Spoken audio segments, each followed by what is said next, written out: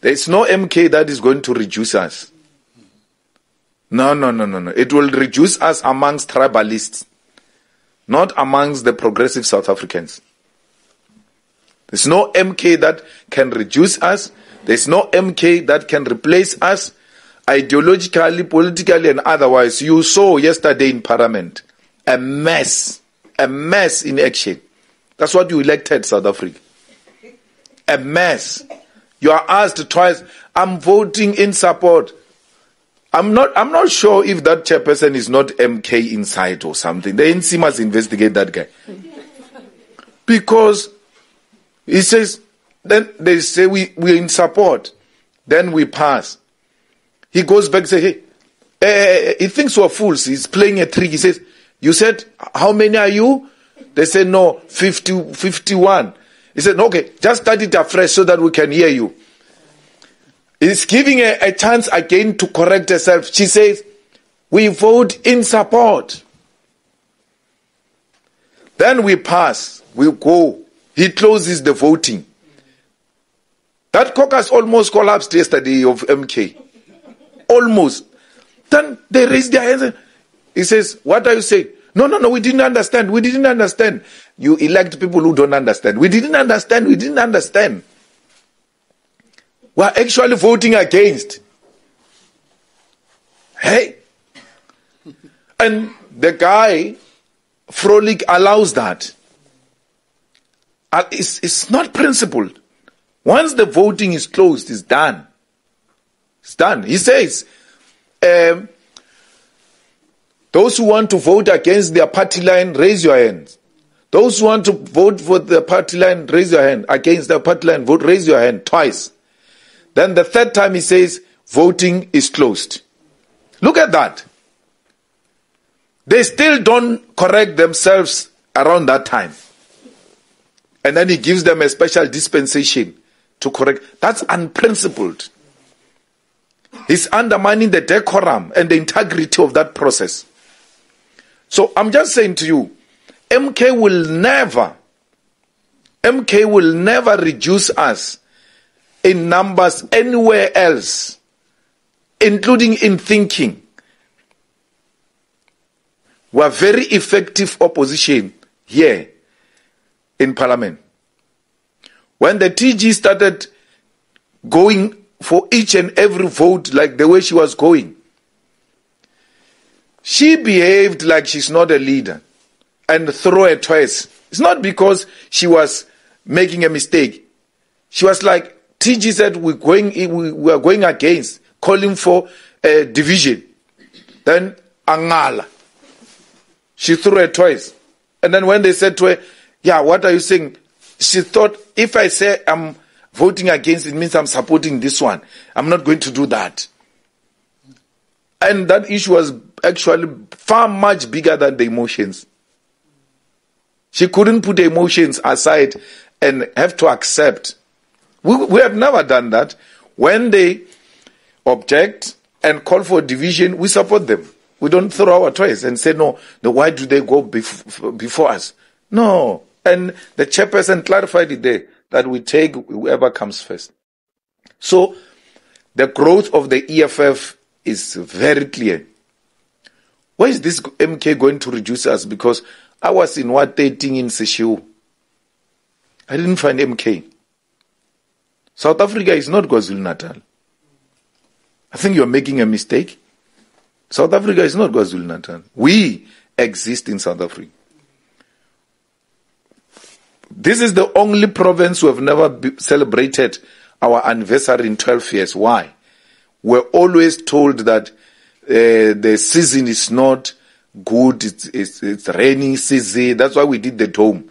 It's a raining season and windy and all of that. So our anniversary comes around this season. And we've had to take a bold decision that, comrades, we cannot have a province in the history of our organization which has never hosted a national celebration of the EFF, because we are a national organization. The first anniversary of MK was at Moses Mabhida. It must now go to Mthatha. or Guyana. Let's see. We can do it anywhere in South Africa. There's no one who can do it better than us. It's only the two of us. It's ANC and the EFF in the whole of South Africa who can do what we're doing. No one else can do it in the whole country.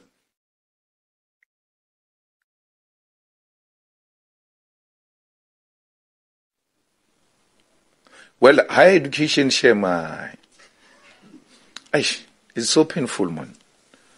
You know, she's so young.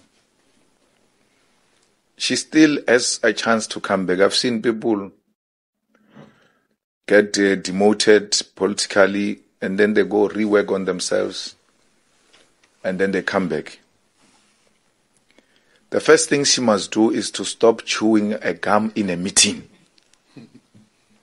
She was still doing it even yesterday there in Parliament.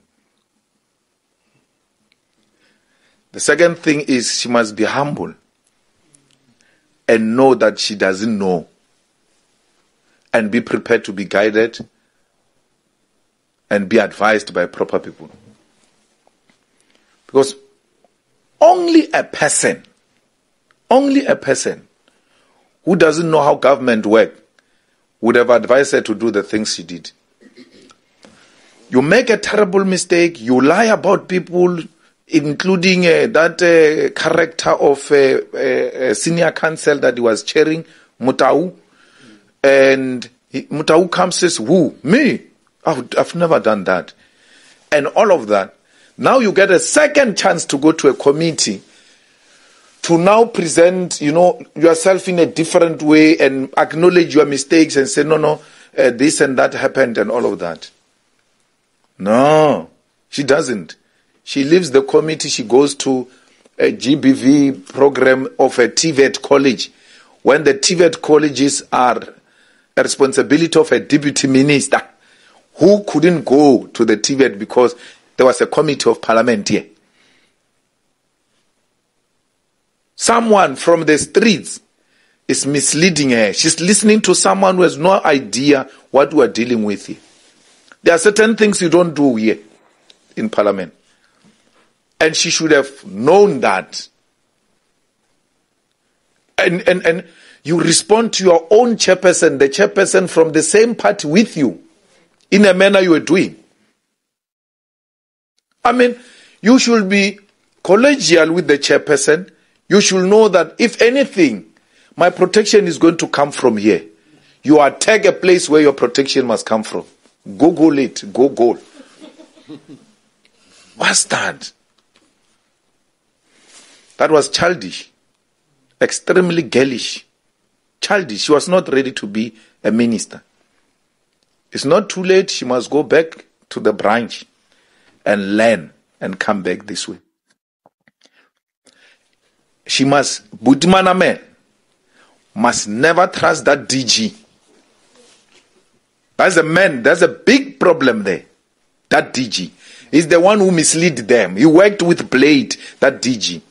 And Blade is still disgruntled and bitter about the removal from higher education. He will do anything and everything to undermine whoever is in that institution. I mean, Blade was asking one of the former Feast Must Fall students that, this Feast Must Fall, it looks like it was only designed for me. Why is it not happening after I left? He still wants to encourage people to do Feast Must Fall.